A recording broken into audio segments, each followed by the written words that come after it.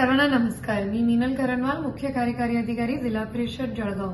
आपल्याला सर्वांना माहिती आहे की ग्रामपंचायत हा सर्व्हिसेस सेवा देण्याचं एक केंद्र आहे। शासन निर्णय जानेवारी 2025 मध्ये एक उल्लेख असं होतं की सगळ्या 582 प्रकारच्या सेवा ग्रामपंचायतीच्या मार्फत खाली दिले गेले पाहिजे। म्हणजे जातीचा दाखला असो किंवा उत्पन्नाचा दाखला हे सुद्धा ग्रामपंचायती स्तरावर जनरेट अप्लाय अर्ज दिला गेला पाहिजे। म्हणून आपण 1159 ग्रामपंचायती जळगाव जिल्ह्याला त्याला सेतू केंद्रामध्ये कन्वर्ट करत आहोत। म्हणजे तुम्ही तुमच्या ग्रामपंचायतीला जाऊन जातीचा दाखला किंवा उत्पन्नाचा दाखला सुद्धा त्याच्यासाठी अर्ज करू शकता।